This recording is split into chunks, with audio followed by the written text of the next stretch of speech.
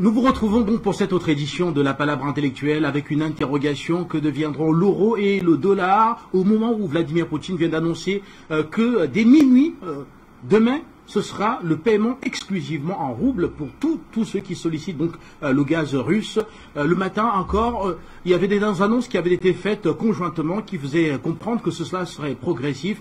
Mais en fin d'après-midi, le président russe est passé outre et a annoncé que ce sera à partir donc de demain les paiements obligatoires en roubles, et les entreprises qui ne se plieraient pas à cette mesure se feront sanctionner. Le président russe annonce des fins de contrat au cas où cette mesure serait contournée par des entités qui traitant avec des fournisseurs russes.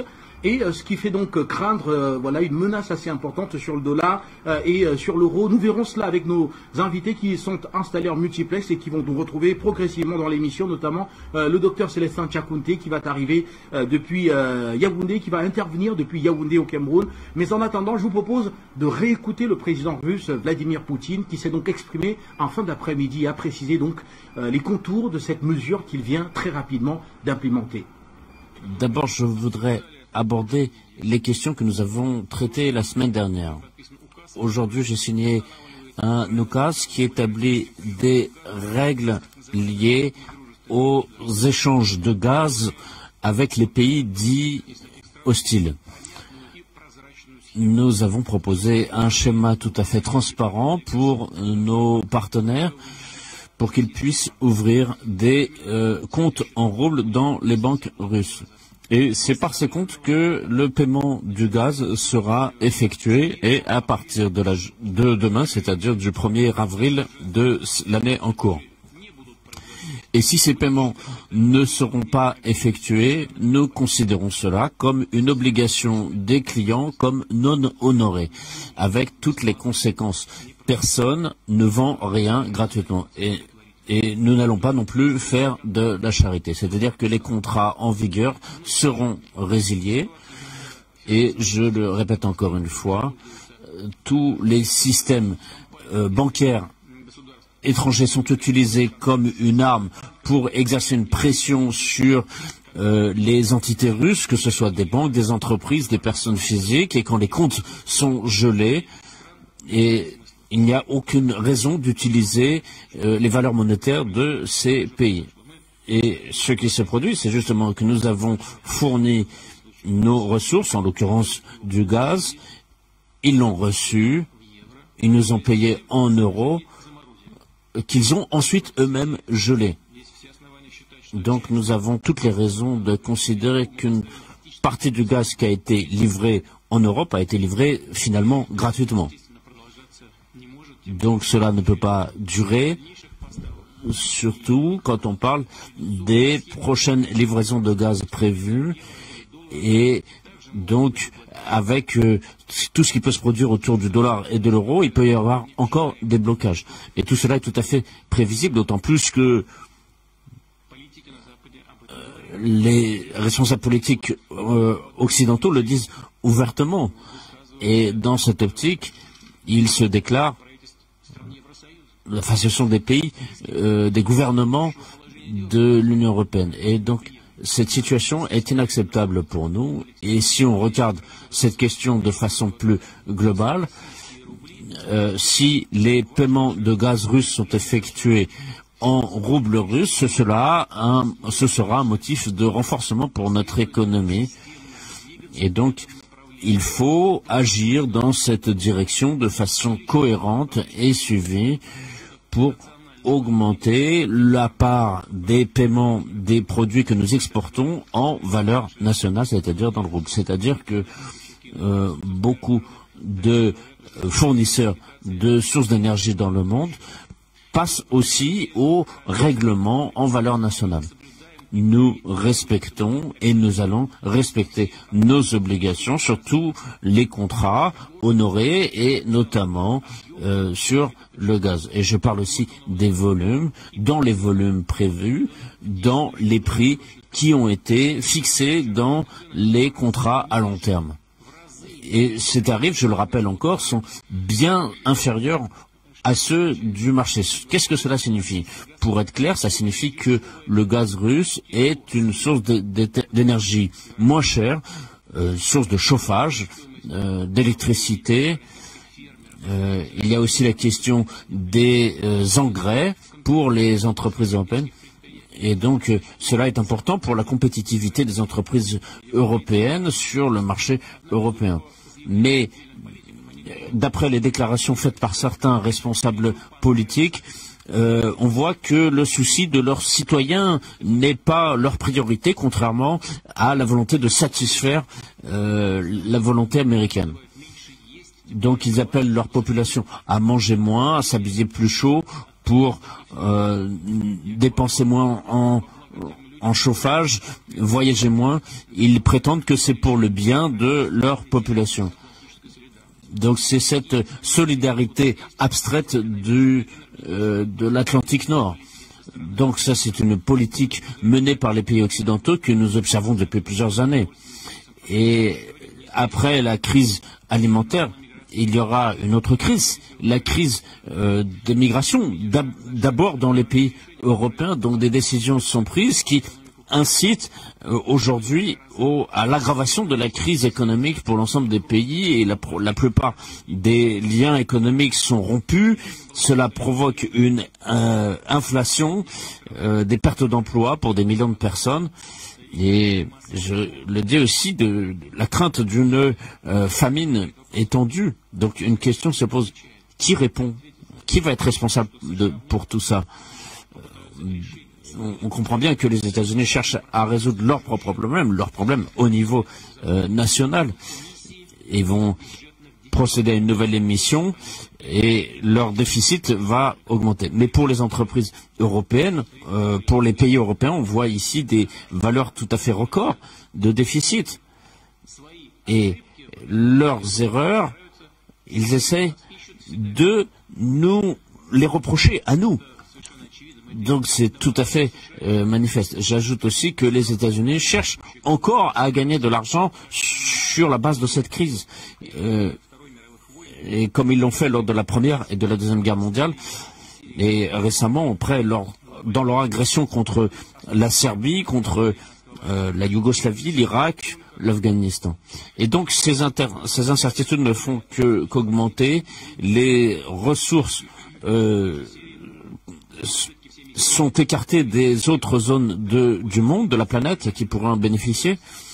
Ici, on voit que les Européens sont obligés de dépenser plus d'argent pour acheter du gaz américain, et cela signifie pour l'Europe une désindustrialisation massive, et sur le fond d'augmentation des prix et des services locatifs, on voit ici des repères tout à fait différents pour la vie des habitants. Et comme je l'ai déjà dit, les responsables politiques, pour leurs ambitions à court terme, vont faire payer les citoyens. Et cette guerre économique qu'ils essayent de déclencher contre la Russie, ou qu'ils ont déjà déclenché, si on peut dire, mais ce n'est pas ces derniers mois, mais les sanctions illégales n'ont cessé depuis de nombreuses années à être imposées contre notre pays pour casser notre souveraineté, notre potentiel économique et technologique. Toutes ces sanctions, je le répète, ont été préparées. Elles auraient été introduites de toute façon. Au fond, ce sont des sanctions qui nous sont imposées pour notre volonté, notre droit d'être indépendants, souverains, le fait que nous ne voulons pas danser la mélodie qu'on nous impose.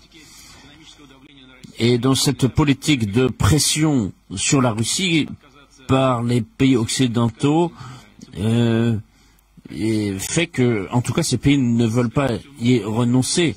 Il y aura toujours de nouveaux prétextes à sanctions, Et donc, il ne faut pas s'attendre à un changement d'orientation. C'est dans les prochains mois.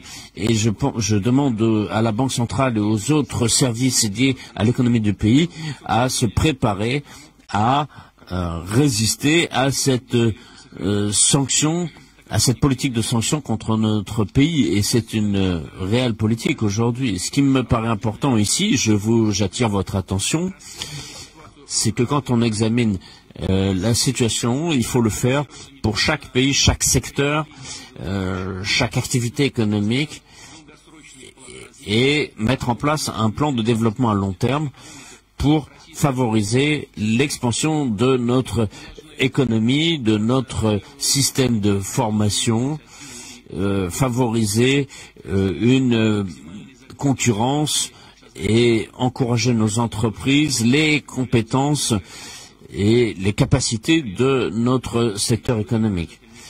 Les taux principaux sur le plan économique et politique doivent être de préserver l'emploi, de réduire les inégalités, d'améliorer le niveau de vie des gens, l'accessibilité aux produits, et c'est justement en satisfaisant et dans l'optique de ces orientations que nous poursuivons notre travail, que nous avons une réunion la semaine dernière et que nous le faisons encore aujourd'hui. Aujourd'hui, nous sommes plus concentrés sur le secteur aéronautique, qui est très important pour la Russie, mais il y a aussi l'orientation des hautes technologies et de la question des transports et notamment de l'intercommunicabilité entre nos régions. Je vous rappelle que c'est justement le secteur aéronautique qui a été victime des sanctions occidentales, notamment il y a un mois, notamment pour les services aéronautiques de certaines entreprises russes. Donc il y a les questions de leasing ici et de liaison aérienne, et nos avions se sont vus en plus fermer l'espace aérien d'un certain nombre de pays européens. Je laisse pour l'instant de côté les conséquences pour ces pays eux-mêmes, mais je note que les entreprises et les compagnies aériennes russes ont honoré leurs obligations contractuelles, mais les pays européens, les pays occidentaux ont fait leur choix et nous devons répondre. Je propose de partir du fait que dans cette coopération avec nos anciens partenaires va disparaître très prochainement, mais nous n'allons pas fermer notre pays. Mais nous devons partir de cette réalité qui s'est imposée et chercher toutes les opportunités pour développer notre secteur aéronautique et lui donner une nouvelle impulsion. Avant tout, en soutenant nos compagnies aériennes pour qu'elles aient toujours une activité régulière et qu'elles fassent travailler des spécialistes et que le transport aérien reste accessible pour la population russe. Donc il faut des solutions à long terme. Et il va falloir donc modifier les objectifs qui avaient été fixés pour le secteur aéronautique. Nous avons donc un espace de possibilités, d'opportunités qui se proposent ici. Il faut que les bureaux d'études en aéronautique, que les entreprises de fabrication puissent fournir une part bien plus importante d'avions fabriqués en Russie au secteur. Bien évidemment, avec une capacité d'amélioration de la qualité, cela est très important, et aussi pour les entreprises, pour les compagnies aériennes russes, pour qu'elles puissent se développer normalement et qu'elles aient la possibilité, et que la population ait la possibilité d'acheter des billets à des prix corrects. Nous allons en parler encore. Le niveau de sécurité, de confort doit correspondre aux standards les plus d'actualité. Je parle aussi des liaisons régionales, mais aussi sur les liaisons vers les points peu accessibles de notre territoire. Et je demande à notre secteur aéronautique encore de développer les capacités industrielles. Nous en parlons régulièrement, mais il faut poursuivre. Il y a aussi l'activité de réparation et d'entretien, de maintenance, qui est importante. Alors, on va commencer. La parole est à vous. Retour sur ce plateau après donc avoir écouté le président Vladimir Poutine qui a précisé tous les contours de ce décret qui vient de signer cet après-midi, donc imposant désormais le rouble comme étant la monnaie de paiement dans le secteur gazier. Avec l'Allemagne et les pays de l'Union européenne, il y avait eu il a semblé avoir quelques points d'accord le matin autour d'un paiement progressif, mais en fin d'après-midi, le président Poutine qui a donc signé ce décret exigeant que le paiement soit effectif et immédiat, donc dès minuit, c'est-à-dire demain, pour être encore un peu plus simple. Amina Fofana, je vais vous retrouver. Alors que le constat est tout à fait clair, on va dire que les sanctions européennes et occidentales, finalement, auraient eu l'effet inverse. Le rouble s'apprête à monter en flèche parce que plus on va demander le rouble pour acheter le gaz, plus la valeur du rouble va augmenter, ce qui va augmenter le pouvoir d'achat des Russes. On voit que c'est pratiquement le contraire de ce qui était attendu que ces sanctions, finalement, ont apporté.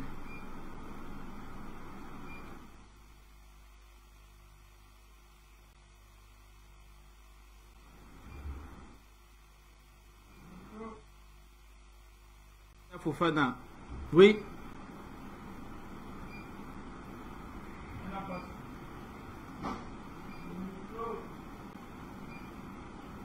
Veuillez allumer votre micro, s'il vous plaît. Ah, désolé, je pensais que c'était ouvert. Donc, bonsoir Guy Fondor, bonsoir le plateau, bonsoir Afrique Média, les téléspectateurs d'Afrique Média, et bonsoir à la régie. J'ai dit, effectivement, c'est la fin du dollar et de l'euro, puisque ils se sont tirés pas une balle dans le pied, mais une balle dans la tête. Bon, l'Europe n'a rien. Dans tout ça, c'est l'Europe qui est piégée par les États-Unis. L'Europe n'a pas de ressources naturelles. Donc, l'Europe veut accompagner les USA dans la folie jusqu'à se donner le suicide. On est parfaitement d'accord. Hein? Les Africains sont parfaitement d'accord avec cette situation et il y va d'ailleurs de l'intérêt des Africains de se ranger de ce côté-là. Donc, bien avant, c'est quelque chose qui avait déjà commencé avant que Poutine ne commence à dédollariser le monde et à enlever l'euro. Il y a l'Iran et le Venezuela qui faisaient leur échange. C'est-à-dire que le Venezuela achetait le pétrole iranien avec du dollar, avec de l'or plutôt. Donc, on avait déjà commencé à se passer du dollar. Et c'est pour que l'OTAN même puisse s'attaquer à la Russie. L'OTAN avait aussi demandé à beaucoup de pays de produire du gaz le volume que la Russie produit par jour et du pétrole. Donc l'OTAN n'a eu personne, aucun pays n'a accepté. C'est pour ça qu'ils n'ont pas pu, comme ils l'ont fait à Kadhafi avec l'Arabie Saoudite, mais tous les partenaires de l'OTAN qui ont dit que l'OTAN n'a pas de crédibilité, l'OTAN n'est pas crédible, l'Occident n'est pas crédible, parce qu'on oublie souvent que les Européens, ce sont les mêmes gènes, ce sont les mêmes gens et les mêmes gènes que sont les Américains. Parce que les vrais Américains, les vrais Amérindiens, on a vu comment les Américains les ont chassés dans la forêt, les ont chassés à travers la rougeole, hein, et après les filmer dans la forêt comme étant des sauvages, des singes, et en faire des documentaires pour que l'humanité puisse voir. Ils sont fiers de ce genre de choses. Donc maintenant, le monde va changer. Et les États-Unis ne sont plus, parce qu'ils ne seront plus, c'est pas ça, ne sont plus la première puissance mondiale, ni en armement, donc ça dit, ils n'ont pas la première armée mondiale. Et sur le plan économique, la Chine a déjà largement dépassé les USA il y a longtemps. Donc les USA n'ont plus le leadership. Maintenant, c'est l'Europe qui va, c'est les Européens qui vont tomber, qui sont tombés dans le piège. Et j'ai vu aussi les Allemands qui disaient que d'ici la fin de cette année, qu'ils vont commencer à activer leur plan d'urgence ou un truc comme ça. Donc, avec le vis-à-vis du charbon, vis-à-vis du gaz et vis-à-vis du pétrole. Donc, ce qu'il y a, c'est que dans tout ça, les Africains doivent savoir que nous sommes en danger. Parce qu'avec un pays comme la France, à la tête de l'Union européenne, qui s'est dit qu'ils vont laisser la Russie, ils vont faire le tiers pour acheter le pétrole et le gaz chez les Américains. Donc, moi, je ne crois pas trop à cette histoire parce que je pense que c'est plutôt une déclaration de guerre. Je l'ai dit ici et je le répète. C'est une déclaration de guerre aux Africains. Les Européens ont toujours vécu sur le dos de l'Afrique. Donc, ils sont habitués à la facilité. Ça m'étonnerait qu'ils planifient réellement parce qu'il faut qu'on se rende compte qu'ils comptent augmenter leur terrorisme chez nous. C'est pour ça que Macron avait européanisé le terrorisme. C'est même pas européanisé parce que c'était l'OTAN, puisque ce sont les USA qui les fournissaient en renseignement.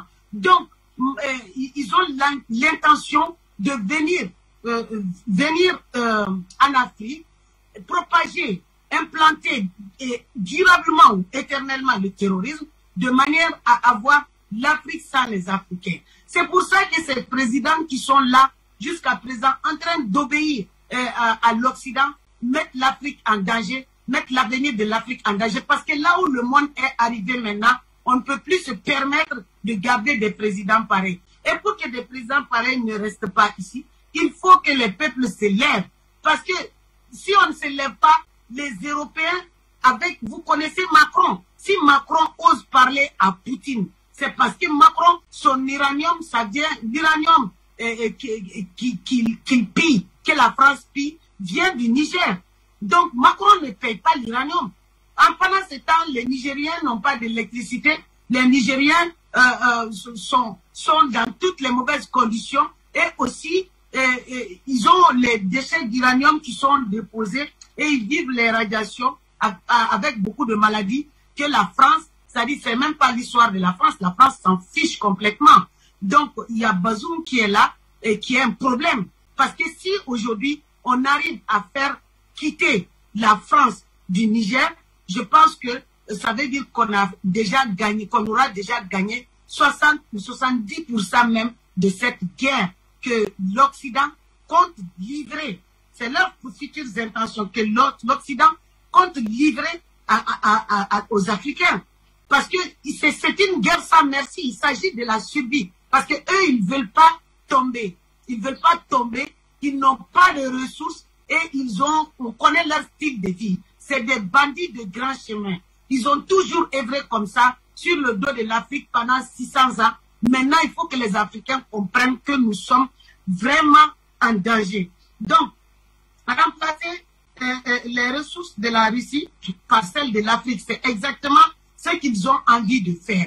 Et de manière stratégique, il y a Poutine qui avait aussi pris de l'avance. Poutine est là, mais Poutine n'est pas venu comme ça. Poutine est venu à la demande du peuple malien et à la demande de l'État malien. Donc, Poutine est ici, Poutine est en Centrafrique. Ça contrecarre les projets criminels de la France et de l'Occident. Cette histoire de Takuba est de la pure escroquerie. C'est de l'escroquerie et ils viennent armer des gens pour tuer d'autres personnes, organiser des génocides et ensuite organiser un pillage là où ils sont en train de faire le pillage. Ils font d'abord le génocide et après ils vont aller s'asseoir là-bas. Et donc c'est le terrorisme qui sera communiqué. Or, il n'y a pas le terrorisme, c'est le pillage. Et c'est pour ça que Macron annonce qu'il y a l'attaque au Bénin. Le Bénin a été attaqué, la Côte d'Ivoire, le truc de Golfe, là, le Golfe de Guinée a été attaqué. Il compte attaquer toute l'Afrique avec le faux prétexte du terrorisme pour piller nos ressources. C'est de cela qu'il s'agit. En termes faciles, en français très facile, pour mieux comprendre, ils sont en train de vouloir remplacer la Russie par l'Afrique.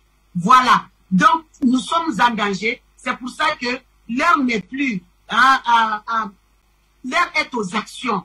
Et il s'agit et des peuples et des militaires patriotes de chaque pays africain. Je vous remercie. Amina Fofana, et rappelez que tout à l'heure, nous allons évoquer cette importante livraison d'hélicoptères de combat et de radars à l'armée malienne, malgré tout ce qui se passe en ce moment en Ukraine, la Russie qui reste aux côtés du peuple malien dans le cadre de la coopération militaire entre les deux États et maintient ses engagements qui permettent aujourd'hui d'ailleurs au Mali de libérer progressivement le territoire des groupes terroristes. On va en reparler tout à l'heure, le temps d'abord de recevoir également le docteur Célestin Tchakounté qui vient de nous retrouver depuis Yaoundé au Cameroun.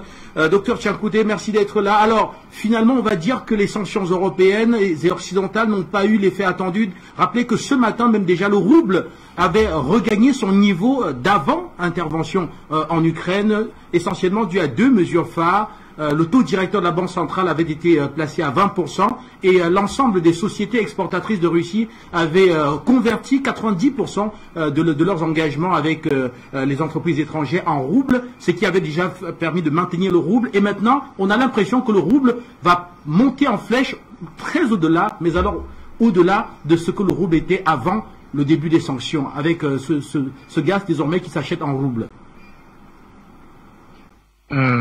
Merci Guy, bonjour, ça fait un petit long moment, je n'ai pas été. Allô? Docteur Tchakounté, bien. Vous me suivez là? Vous me suivez? D'accord, oui, j'essaie, j'espère que c'est bon. Oui.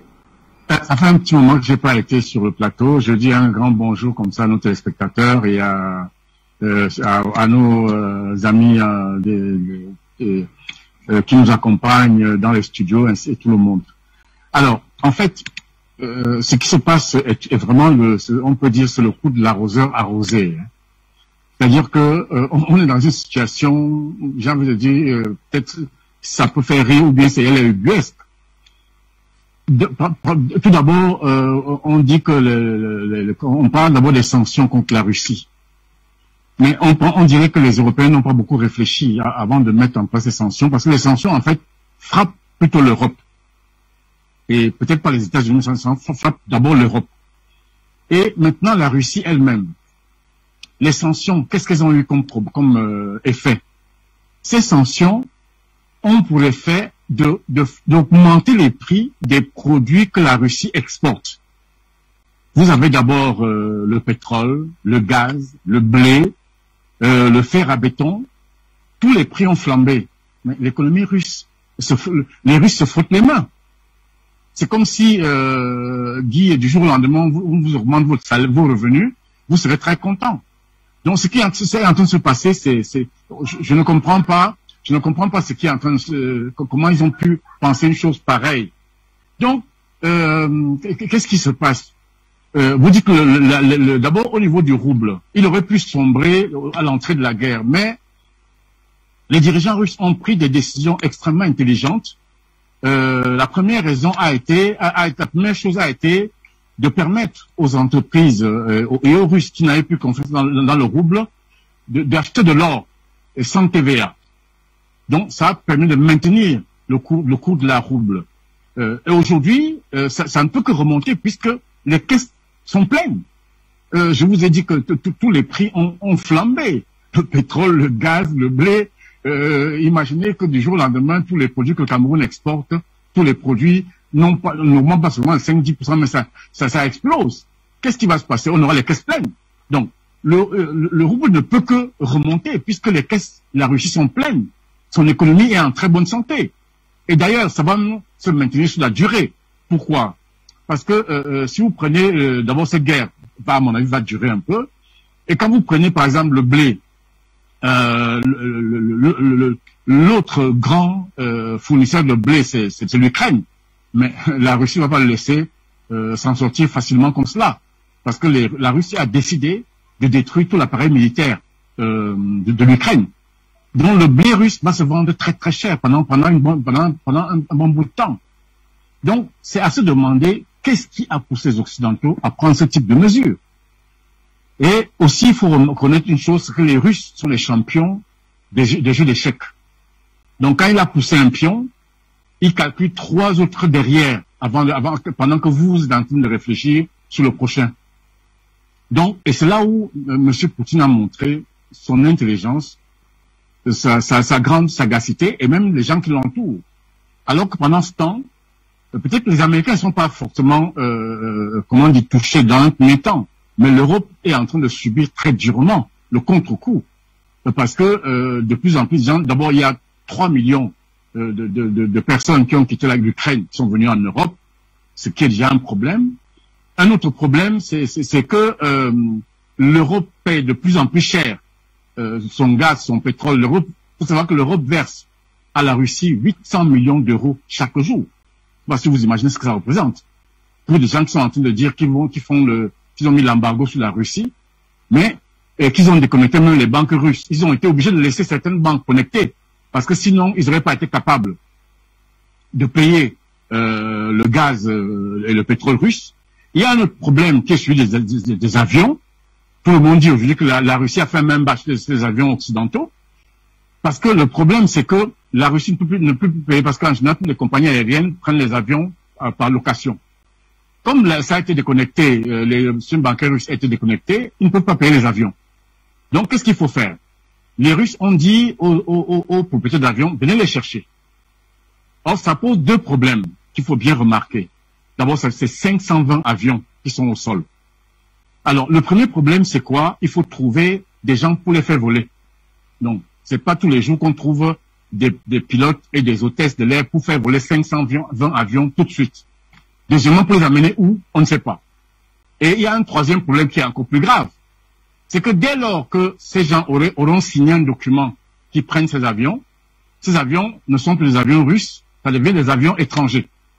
Or, une des contre-mesures prises par la Russie pour contrer les sanctions occidentales, c'est de dire qu'aucun avion étranger ne peut plus survoler le territoire russe. Donc, dès lors que vous allez signer ce document, les avions deviennent des avions étrangers, ils ne pourront pas décoller. Donc, voilà donc pourquoi les Occidentaux sont en train de dire que les Russes ont fait même base sur 520 avions occidentaux. Donc, mais pourquoi personne n'a pensé à cela? Il y a quand même des stratèges, d'excellents stratèges en Occident.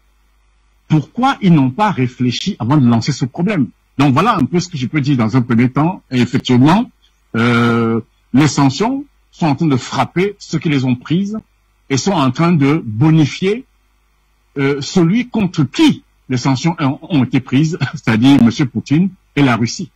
D'ailleurs, je lisais un document là tout à l'heure qui disait que je vais chuter avec cela, que la courbe de popularité de M. Poutine est en train de flamber en Russie, parce que les Occidentaux disaient que c'est comme c'est une dictature, que les Russes sont derrière, que les Russes normalement devaient être dans la rue pour manifester. Or, la courbe de popularité de M. Poutine est atteint 83% au jour d'aujourd'hui, d'après une enquête sérieuse. Donc, en fait, c'est le coup de l'arroseur arrosé. L'Europe s'est mise dans une très mauvaise situation. L'économie européenne est en train de souffrir grandement. Et je ne sais pas comment ils vont s'en sortir, mais les Russes sont tranquilles. Avant de rejoindre Linda là-bas, oui, juste derrière vous, docteur Célestin Tiakounté, et donc le constat est tout à fait clair aujourd'hui. Ces sanctions ont renforcé la résilience de cette économie russe qui consomme très peu parce que ne pouvant pas effectuer un certain nombre de paiements à l'extérieur et qui se voit donc accumuler d'abord dans un premier temps des devises parce que du fait du maintien de la vente notamment de gaz et qui aujourd'hui s'apprête à avoir une monnaie qui va monter en flèche du fait que désormais le gaz s'achète exclusivement en roubles. C'est une bonne chose, mais ce qu'il y a, on ne pourra pas se débarrasser définitivement du dollar, c'est pas possible, ça va être un déséquilibre international et une catastrophe au niveau mondial, c'est pas possible d'effacer le dollar tout de suite, et aucun pays ne marchera là-dedans, même pas la Russie, parce qu'il y a beaucoup d'investissements. Mais ce qu'il y a, on part véritablement et réellement vers une politique où on retourne à la monnaie réelle qui est l'or et l'argent. Il faut pas oublier aussi l'argent, parce on peut payer en argent, mais pas en pièces, c'est-à-dire en matière. Voilà, des lingots d'argent aussi, ça existe. Mais toujours est-il que les Russes, ce qui s'est passé, il faut que les gens comprennent la politique européenne. on avait Merkel qui a réussi à tirer son épingle du jeu parce que c'est une femme qui était là depuis pas mal de temps et c'est une véritable politicienne. Les Allemands arrivent quand même à s'en sortir beaucoup mieux. Mais tout le reste, surtout la France, il n'y a pas de politiciens, il n'y a plus de partis politiques. Tout a été démonté, tout a été corrompu, il y a pas. Sarkozy n'était pas un politicien du tout. Sarkozy a démarré dans la politique en collant des affiches et puis après il est devenu truand. C'est ça, Sarkozy. Il n'a pas fait de politique. Hein. C'est tout. Sarkozy s'est allié au Lions Club, au Rotary Club, il s'est allié aussi à la franc-maçonnerie, il n'était pas franc-maçon, mais il s'est allié à des francs-maçons pour essayer d'avoir un soutien, le maximum de soutien possible, et il l'a eu. Mais ce n'était pas un politicien. On arrive à Hollande, il fait partie de cette génération qui n'arrivait pas à percer à l'époque de Mitterrand et autres et de Chirac, mais il est arrivé à un moment où on avait besoin de quelqu'un, on avait besoin de remettre la gauche pour essuyer les plâtres, et ben c'est lui qu'on a mis en place. Mais il était malin, il était très très malin, il savait naviguer dans les eaux troubles. On repasse à Macron. Macron, c'est un banquier. Il vient du milieu de la banque. On l'a placé là pour vendre et acheter quelques sociétés. Donc, en Europe, on ne sait pas. Et puis, il y a aussi autre chose, c'est qu'on ne sait pas anticiper. Voilà, c'est le mot que je cherchais. Ils ne savent pas anticiper. Si on n'a pas d'expérience, si on n'est pas né dans la politique, on n'a pas fait la politique de tout jeune, tout ça, on ne peut pas anticiper. Donc, personne ne s'attendait à cette guerre. Même pas les Américains, alors qu'ils l'avaient annoncé. Ils disaient, il va y avoir une guerre, mais c'était plus pour faire pression. Les Américains, ils l'annonçaient pour faire pression sur les Européens pour qu'ils leur achètent leur gaz. Mais ils étaient loin de penser que Poutine allait passer à l'action. Cette guerre-là m'a fait rappeler la guerre de 73 de l'Égypte contre Israël. Ils avaient pris une tactique où pendant tous les mois, ils faisaient des manœuvres dans Sinaï, le côté Sinaï libéré. Tous les mois, ils faisaient 4-5 exercices militaires avec des balles réelles, tout ça. Et à chaque fois, Israël se préparait à rendre, parce qu'ils pensaient qu'il allait y avoir une offensive. Et puis, au fil des temps, et l'histoire, elle dure à peu près 1 an. Au fil des temps, les Israéliens se sont dit, on en a marre, à chaque fois, on est en alerte pour rien. Donc, ils font que des manœuvres. Et puis, après la guerre de 67, l'Égypte n'avait plus beaucoup d'armes. Donc, pour les Israéliens, ils n'allaient jamais passer à l'offensive, ils sont passés à l'offensive. Et ça, c'était une tactique russe à l'époque. C'est pour ça que j'en parle. C'était une tactique de l'URSS, puisqu'ils étaient proches de l'Union soviétique. Poutine faisait pareil. Il faisait pas mal de manœuvres. Il faisait tout le temps des manœuvres. Les dernières manœuvres, c'était l'une des plus grandes, c'était avec les Algériens qui a duré 10 jours. Après ça, c'était la Russie. Donc, on s'était habitué à voir les militaires russes faire des manœuvres et tout le monde pensait qu'ils allaient s'arrêter là. Et puis la Russie était au bord du gouffre parce que pour tout le monde, la Russie c'est pas une grande force. Au niveau commerce et tout ça, c'est vrai que les Russes ne sont pas partout. C'est une force militaire, mais pas économique. Mais pendant des années, Monsieur Poutine a transformé toutes les réserves qu'il y avait. Il ne vendait pas tout le blé, il gardait une réserve. Il ne vendait pas toute la viande, il gardait une réserve. Donc ils pouvaient tenir. Et personne n'a calculé ça.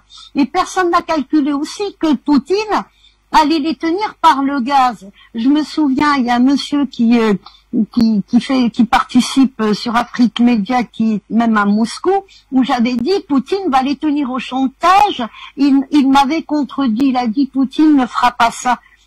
Parce que il sait faire la part des choses. Mais quand il s'agit de la sécurité d'un pays, on peut aller très très loin. Et n'importe quel pays peut aller très loin dans sa façon de défendre son pays. Donc c'est ça. Les Européens, il n'y a plus de patriotisme, il n'y a plus d'État-nation. Les Américains ont fini finalement par casser tout ce qui est à nation. On ne parle plus de Français, de Polonais, d'Allemands. On parle de l'Europe. Donc il y a une cassure dans ce côté-là. Nous, en Afrique, on a encore ça. On parle du continent africain, mais chacun parle de son pays. Et je trouve il faut rester dans cet esprit. En Europe, non. Je ne vois pas des jeunes Européens partir défendre l'Europe si jamais il arrive quoi que ce soit. Il va y avoir véritablement une minorité. Chose que Poutine a rétabli dans son pays. Il a rétabli l'État-nation et il a rétabli aussi les églises et les mosquées et les synagogues. C'est très très important. Aujourd'hui, il a le soutien de tout le monde. C'est pas mal, c'est très bien. Mais encore une fois, personne ne s'attendait à cette guerre et c'est ça qui leur foire tout. Merci à vous, Linda Laboui. Je vous propose à vous ainsi qu'aux téléspectateurs qui viennent de nous retrouver de réécouter le président Vladimir Poutine qui s'est donc exprimé alors qu'il s'adressait au grand patron du secteur aéronautique en Russie. Il a profité de l'occasion pour leur faire l'économie du décret qui venait de signer imposant désormais les paiements en roubles pour le gaz russe. Ça commence dès minuit tout à l'heure et donc à partir de là, on attend de voir le rouble monter en flèche parce que il va falloir chercher le rouble partout où il se trouve pour l'acheter forcément avec du dollar ou encore de l'euro afin de l'utiliser par la suite pour payer du gaz. Écoutons Vladimir Poutine et nous revenons. D'abord, je voudrais aborder les questions que nous avons traitées la semaine dernière. Aujourd'hui, j'ai signé un UKAS qui établit des règles liées aux échanges de gaz avec les pays dits hostiles.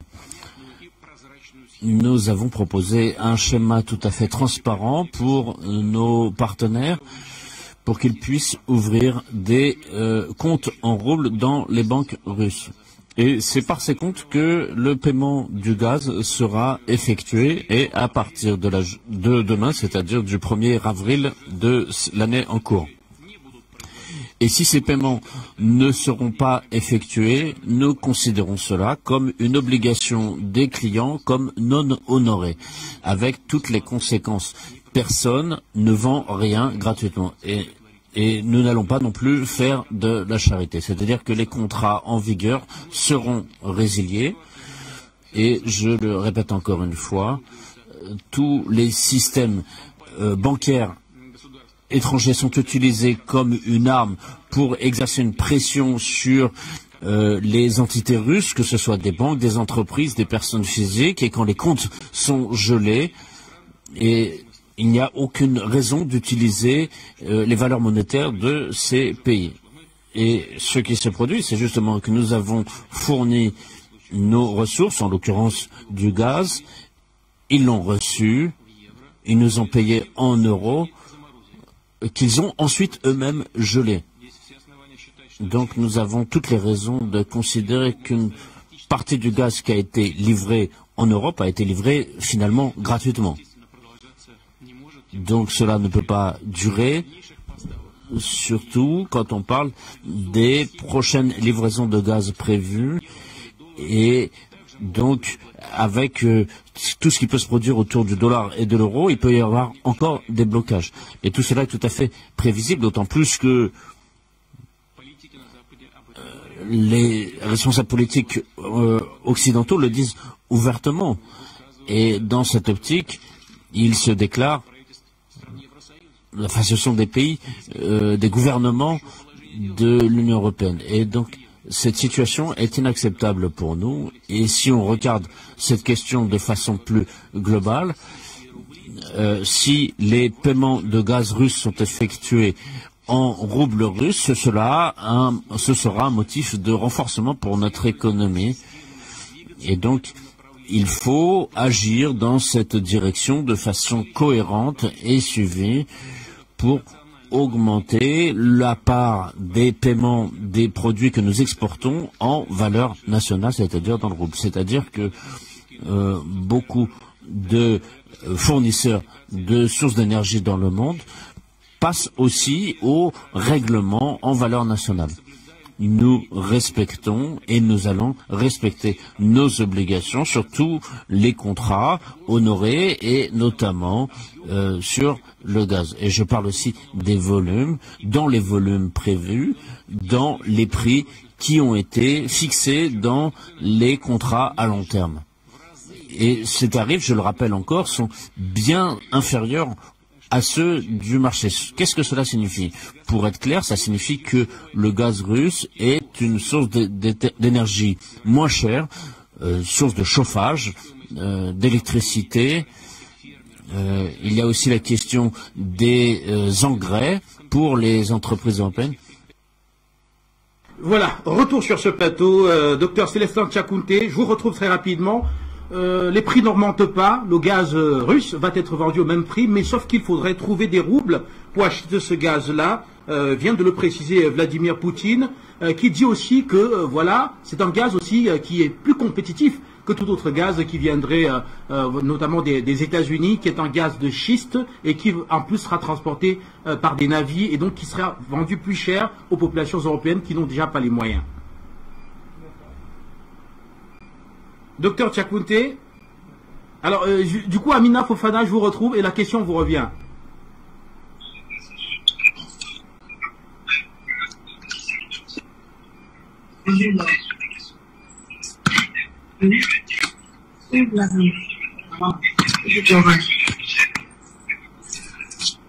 Allô? Oui, Amina Fofana, allez-y, nous vous écoutons. Non, j'ai pas entendu la question en fait.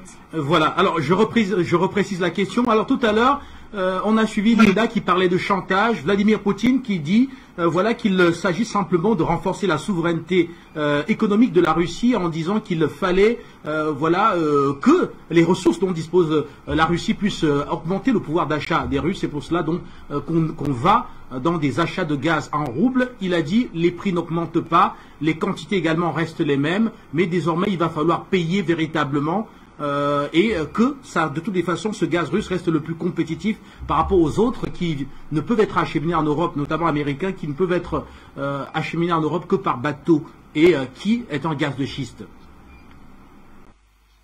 Vladimir Poutine a fait un bon calcul, il a complètement raison. Moi, je pense que la Russie doit s'investir davantage aux côtés des peuples africains parce que la politique russe, c'est de ne pas piétiner les souverainetés africaines. On fait la leçon de morale à la Russie. La Russie doit faire des coups d'État comme la France et l'Occident font des coups d'État en Afrique. Il y va de sa survie et il y va de la survie parce que autant j'interpelle les peuples, autant j'interpelle les armées, autant j'interpelle la Russie qui doit changer de stratégie, qui doit sortir de la morale, qui doit vraiment être une Russie offensive. Voilà, donc ça, c'est que Poutine est en train de faire, d'imposer à l'Occident, c'est-à-dire la dédollarisation du monde. C'est ça le fonctionnement normal du monde. Ce que je possède, je le vends, tu l'achètes avec mon argent. Et d'abord, il ne faut pas oublier qu'ils ont gelé 4000 milliards de dollars qui appartenaient à la Russie. Les Américains l'ont gelé. Et de quel droit ils ont gelé ça? Ça veut dire qu'ils doivent être en mesure d'acheter le rouble maintenant pour accéder à son pétrole. Il n'y a pas, c'est-à-dire parmi tout ce qui s'est depuis le début, et ça c'est la cerise sur le gâteau. Parce que comme je l'ai dit tantôt, je l'avais dit tantôt, il n'y a pas de guerre en Ukraine, il y a la pacification de l'Ukraine pour que le Donbass et puis le Donetsk puissent rester en paix et que l'Ukraine soit un pays neutre. Et c'est pour éviter la guerre, la troisième guerre mondiale. Ce n'est pas, il n'y a pas de guerre. Donc c'est une opération de pacification de l'Ukraine même et c'est une opération de la pacification du monde entier. C'est pour ça que les opérations, les Russes appellent ça une opération militaire, ils s'appellent pas ça la guerre. Même quand on regarde comment ils font la guerre, même ce combat, c'est pas vraiment une guerre, quoi. Voilà, donc cette pacification de l'humanité est à saluer, et c'est ce que l'Afrique aussi devrait faire, c'est-à-dire imposer sa monnaie aux aux acheteurs. Parce que ici, c'est l'acheteur qui impose. Celui qui n'a rien, le pauvre, hein, qui impose ce que l'autre doit faire. C'est comme la France et les pays africains, les pays francophones. C'est exactement ça. Or, nous, on doit être à mesure, même si on n'a pas une monnaie unique. Si chaque pays fait sa monnaie, c'est une première étape. La France va acheter nos produits avec notre monnaie. Ça va faire en sorte que c'est notre monnaie qui sera imposée aussi à la France. Donc, l'Europe va retrouver son statut normal et les USA vont retrouver leur statut normal.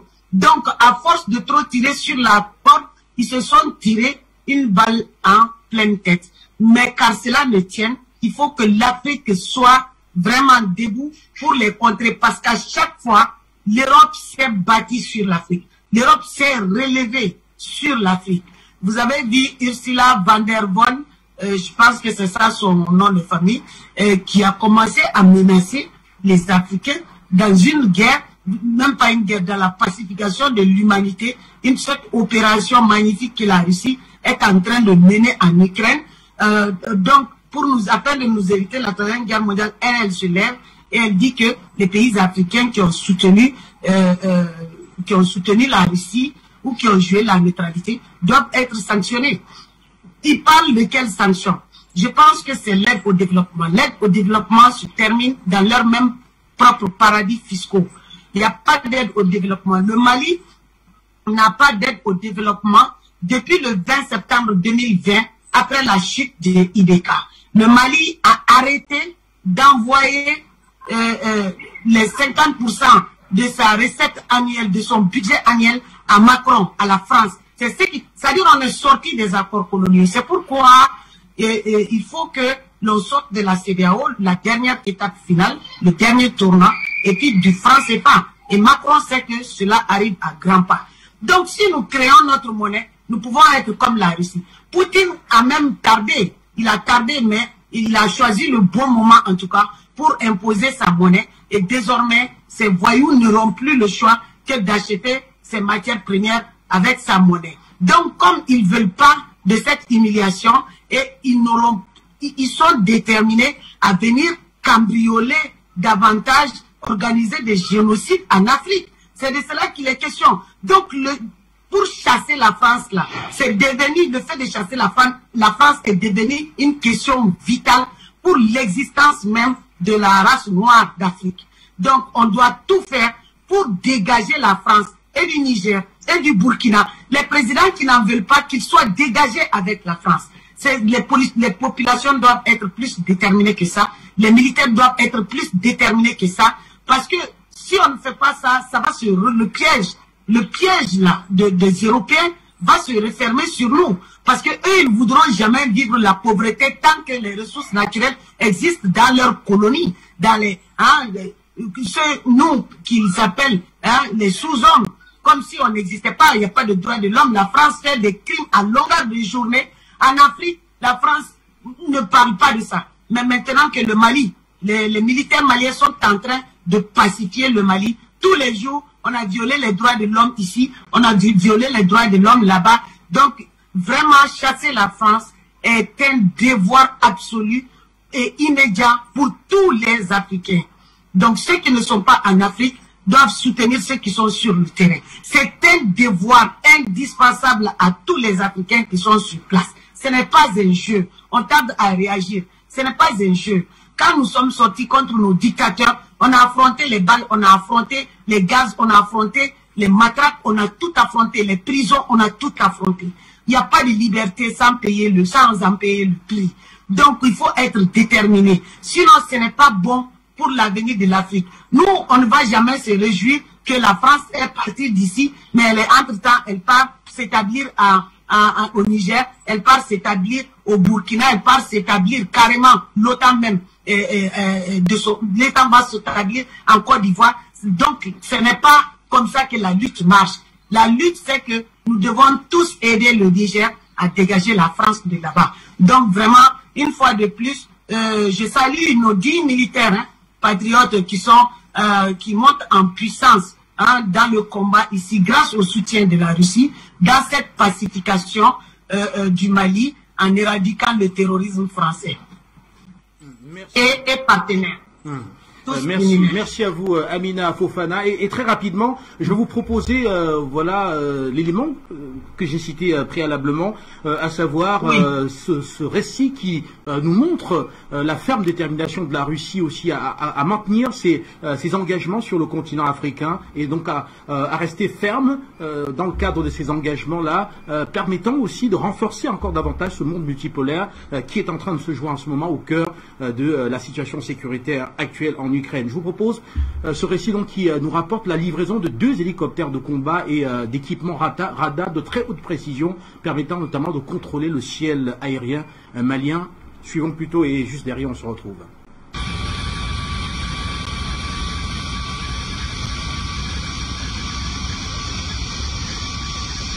Qui veut la paix prépare la guerre. Pour mener à bien une guerre, il faut se doter des équipements adaptés.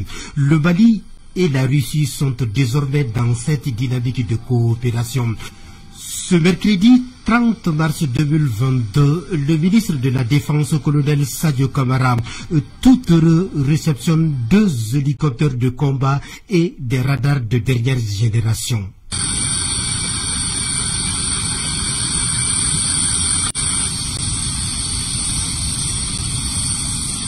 Aujourd'hui, les équipements que nous recevons rentrent dans le cadre de la montée en puissance des FAMA. Les FAMA continueront à se renforcer en matériel, en personnel et en formation, toujours au service du peuple malien. Ainsi se précise et se renforce davantage la montée en puissance des forces armées maliennes. Pour les autorités de la transition, la question de la défense de la patrie n'a pas de prix. Et le ministre en charge de la défense ne va pas avec le dos de la cuillère. Aucune pression exogène ne nous fera douter de la justesse de notre combat. Aucune manipulation médiatique n'entamera notre morale. Nous ne connaîtrons pas de repos tant que nos braves populations ne retrouveront pas une vie meilleure. Aujourd'hui, nous pouvons dire avec fierté que notre armée nationale est capable d'opérer en toute autonomie, sans demander de l'aide à qui que ce soit. Les Maliens peuvent aujourd'hui être fiers de leur armée. Les autorités de la transition ont la ferme intention de poursuivre cette sécurisation. Malgré le contexte économique et sécuritaire mondial marqué par quelques tensions, nous gardons le cap. Ces équipements réceptionnés annoncent également d'autres arrivages. Le premier lot de matériel que nous recevons aujourd'hui, composé d'hélicoptères de combat et de radars de dernière génération, s'inscrit dans ce cadre. C'est le fruit d'un partenariat sincère avec un vieux ami du Mali, la Russie. Je voudrais profiter de votre micro pour remercier et saluer le peuple malien qui a accepté d'abandonner d'autres priorités pour doter l'armée malienne.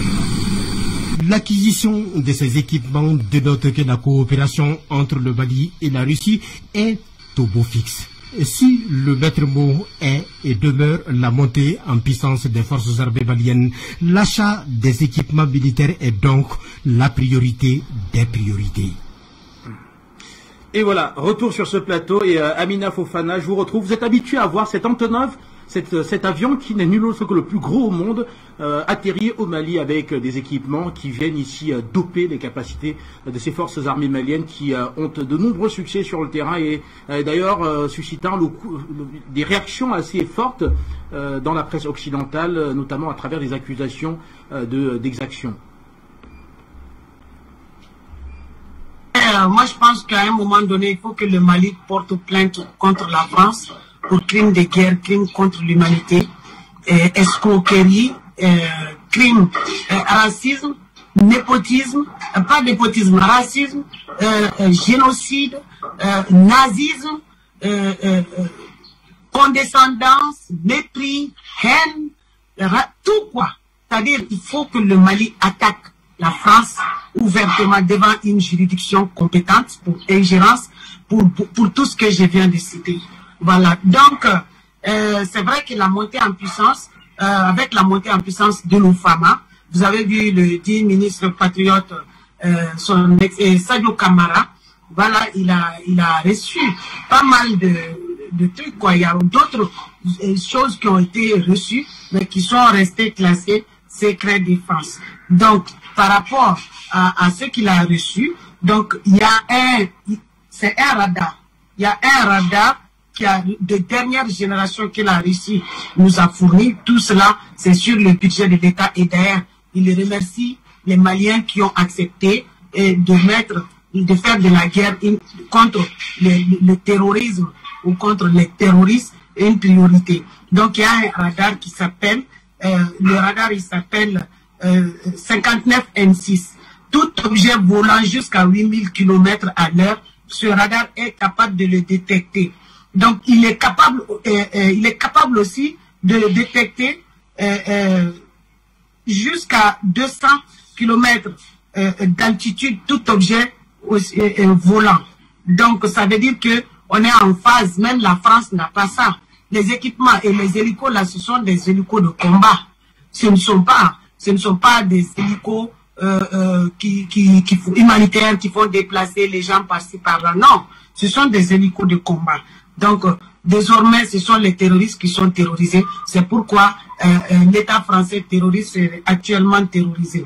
Donc, on ne peut pas brouiller ce radar. Il est tellement puissant, il n'y a rien qui peut le brouiller. Donc, j'ai cité les deux hélicos de combat qui peuvent se battre dans les conditions extrêmes, quel que soit le climat. Or, nous avons vu que le Mali a acheté un avion avec les USA. Ça n'a pas été fourni. Il y a le transpondeur qu'ils ont refusé de nous donner. Et ce transpondeur-là, à cause de ça, l'argent a été payé et l'avion est bloqué. Là est la différence entre les voyous et la Russie. C'est ça. Jusqu'à présent, la France qui dit être venue aider le Mali fait tout pour armer les terroristes, fait tout pour armer les ethnies les uns contre les autres. Il organise des génocides, vend ses armes et la France est un marchand de mort. Donc, fait tout pour armer les terroristes et tout ça là, mais fait tout en même temps contre l'armée malienne et contre le peuple malien. C'est pour ça qu'ils sont stupéfaits. Ils parlent de violation des droits de l'homme ou de crimes, je ne sais pas quoi, mais c'est tout ce qu'ils disent là, ce sont eux qui l'ont commis. Et ce sont eux qui continuent de le commettre, pensant qu'ils sont les dieux du monde. Donc ce sont eux les dieux, et ils se reprochent bien. Tout ce qu'ils font, on ne peut pas le juger, mais il faut juger les autres. C'est pour ça, un jour, j'ai dit sur le plateau que si on tue un terroriste, ils vont dire que c'est un civil. Mais un civil fait quoi avec les armes? C'est ça.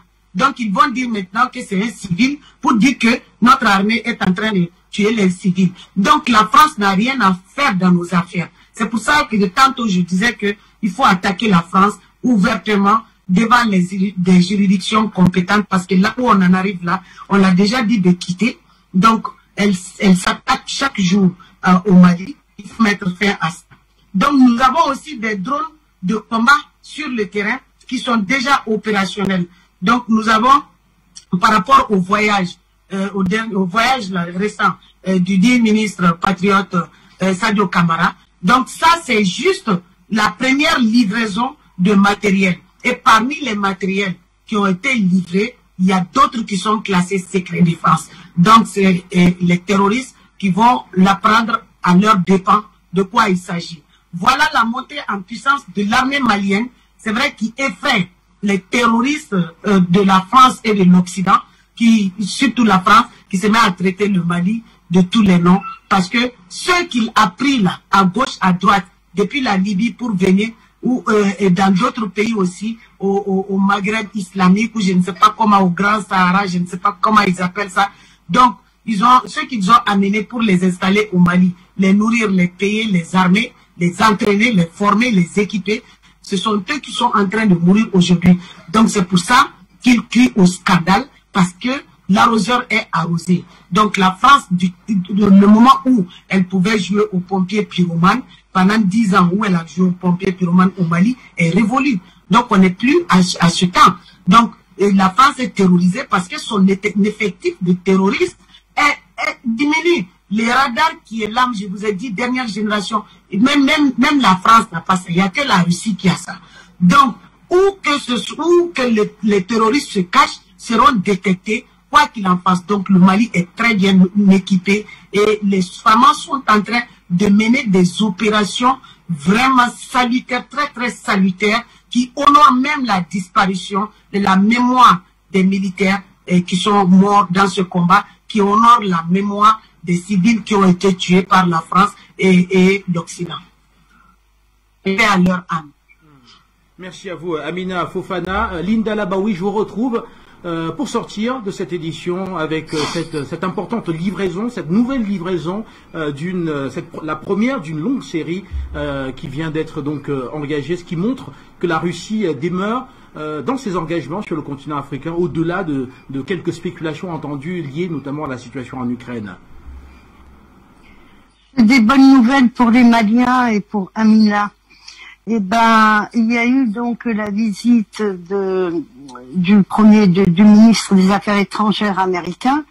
Il a été très très bien reçu par les Algériens parce que il y a à peu près 3 ans, notre premier ministre, qui n'était pas dans la Mamra à l'époque, c'était son prédécesseur. Quand il est arrivé à l'aéroport, ils nous ont envoyé un sbire pour l'accueillir. Donc les Algériens ont fait pareil, ils ont envoyé un fonctionnaire du ministère des Affaires étrangères pour accueillir le ministre des Affaires étrangères des États-Unis. Et donc tout le monde était surpris par ça, même lui. Et il y a eu une trentaine à peu près d'accords, notamment la sortie de la France définitivement du Sahel. Il s'est convenu que la France sorte. C'est terminé pour la France et ça avait été négocié déjà avec les Américains. Et il faut que je rappelle quand même qu'en 2008, il y a eu un coup d'État en Mauritanie et ce coup d'État avait été fait par la France contre des intérêts américains. Voilà. Je vais pas revenir sur toute l'histoire parce que c'est long. En tous les cas, depuis cette époque-là, que la France, elle joue un peu contre les intérêts des Américains, et j'avais expliqué aussi sur Afrique Média que si le terrorisme s'était développé, c'est par rapport au gaz, tout ça. Aujourd'hui, tout le monde le comprend. Donc la France est indésirable, et par rapport à tous ces accords-là, ça concerne tout le Sahel et on a parlé du Grand Sahara. Donc il y a déjà une réaction de Mohamed Idriss Déby qui a appelé les Algériens pour essayer de voir avec eux comment ils ont organisé ce qu'on a appelé l'accord Concorde civile. C'est une espèce de réconciliation avec les troupes qui étaient dans le terrorisme, tout ça, ils se sont rendus. Donc Idriss Déby, il a pas mal de gens qui se sont impliqués dans le terrorisme. Donc il a appelé l'Algérie pour voir comment il peut négocier ça pour stabiliser son pays. Du côté de la Libye aussi. Du côté du Mali, je m'inquiète pas, je sais qu'il y a une collaboration très importante entre les deux pays. Donc je ne m'inquiète pas du tout. Bien au contraire, ils travaillent, les militaires algériens et les militaires maliens travaillent vraiment avec une grosse collaboration. Voilà. Et c'est pour ça que le terrorisme, d'ailleurs, il a reculé. Donc, concernant tous ces accords-là, il y a eu et tout ce qui a été mis en point. L'Algérie a exigé une chose, parce que 2 jours avant l'arrivée du ministre des Affaires étrangères, il y a eu une très grosse délégation russe militaire qui est venue en Algérie aussi. Donc, il est question que l'Algérie garde son partenaire et son allié russe dans tout ce qui est militaire, dans tout ce qui est sécuritaire, dans tout ce qui est... Et puis avec les Américains, ça va être des investissements. Mais des investissements dans le Sahel. Donc, certainement, il va y avoir des rapprochements entre les Maliens et puis les États-Unis. On parle plus... Ils ont demandé aussi aux Algériens d'essayer de voir avec le Mali pour trouver une date qui pourrait convenir à tout le monde pour un vote. Ils n'exigent plus une date limite, ils exigent plus, mais ils laissent tout ça ils laissent la négociation aux Algériens. Voilà, comme ils savent qu'il y a un rapprochement entre les 2 gouvernements. C'est déjà pas mal, on a avancé. Mais il faut savoir une chose, que cela n'est pas un cadeau qu'on nous fait, c'est un combat. C'est le fruit d'un combat. Les Américains reculent, les Français, ils sont indésirables dans le continent, donc les Américains veulent revenir, et j'avais déjà dit plusieurs fois, s'il y a les Russes, il y a les Américains, forcément, et s'il y a les Américains, il y a les Russes. Donc eux aussi veulent une stabilité dans le Sahel, pour voir comment ils peuvent négocier différemment leur présence et investir. Et puis, on parle même de passer du français à l'anglais et avec des investissements américains. Ça, c'est concernant l'Algérie. Hein.